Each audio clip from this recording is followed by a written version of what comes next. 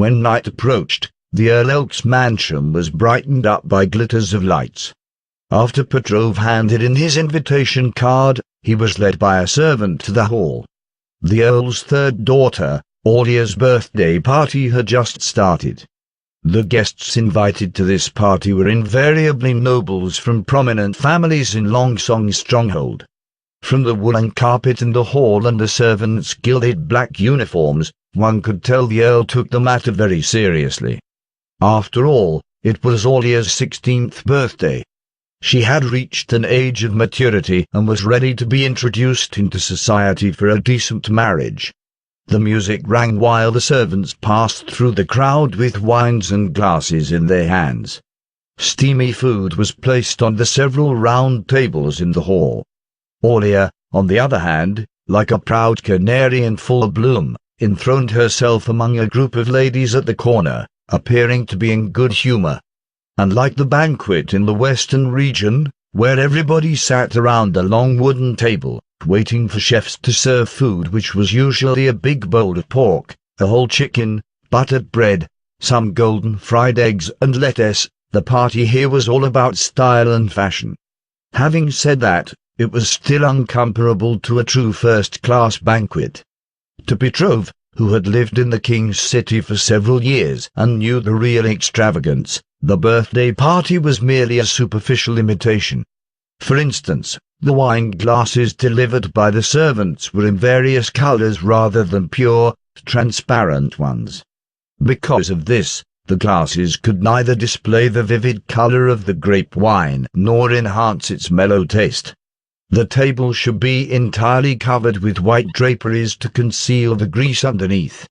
Meanwhile, the food, which still stuck to the typical Western region tradition, was served in large portions and chopped into big pieces. Petrov shook his head. At least, the chef should slice them before serving. It was a common practice for nobles to eat before the banquet so that they would not need to bother cutting these big chunks of meat on their own. Since every guest at the party represented his own family, it was considered as very impertinent to devour like a savage. Petrov did not want to become a conversation piece of those ladies. "Hey, man, long time no see."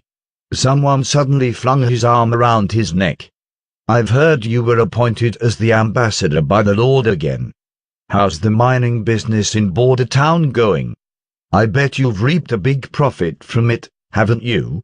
By the familiar voice, Petrov soon recognized the person as Rene Med, the second son of the Elk family, a complete idiot who had been longing to become a knight yet was not even capable of managing his own territory. In spite of this, he was still a friend of his. Not bad. Reluctant to talk about his experience in Border Town, Petrov simply steered away from the subject. "Did you put your combating skills to good use at Coldwind Ridge this time?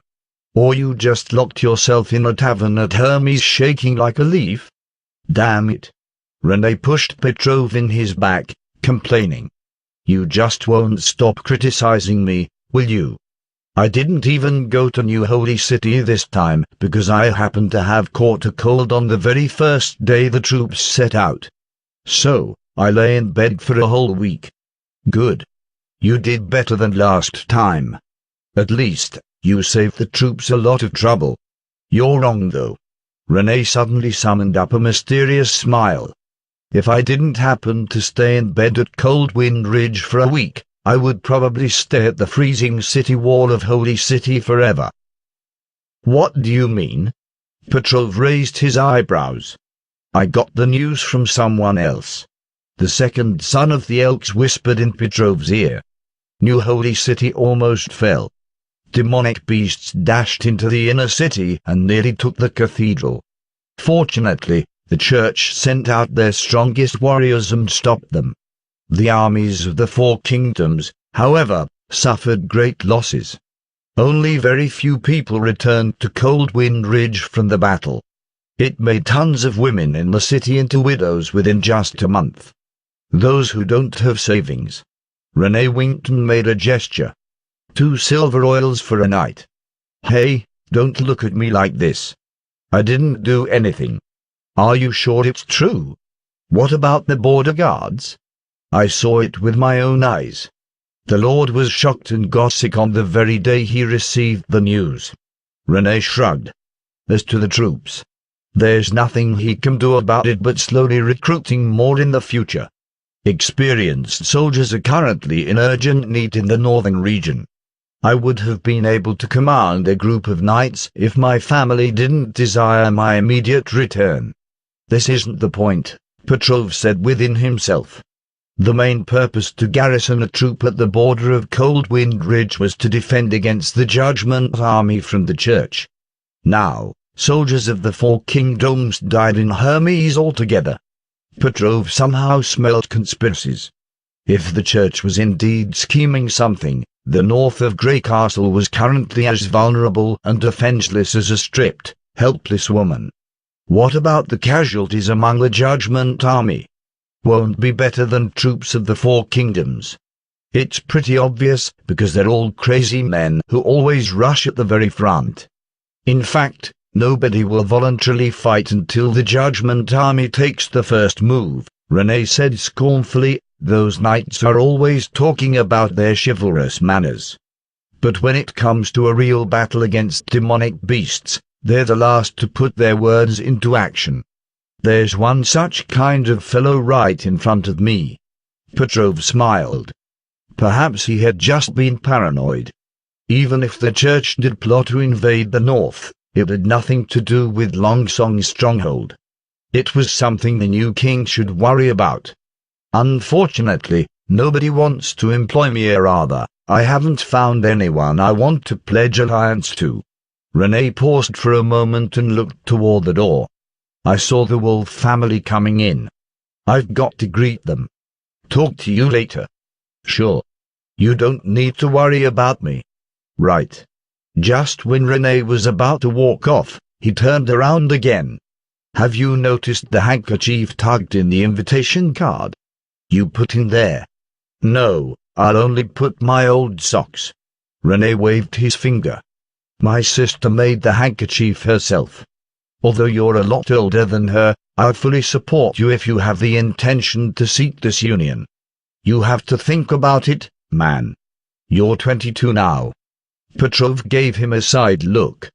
René whistled and walked away with a smile. Petrov took a glass of wine from the servant and picked a corner, starting to study the bustling hall in secret.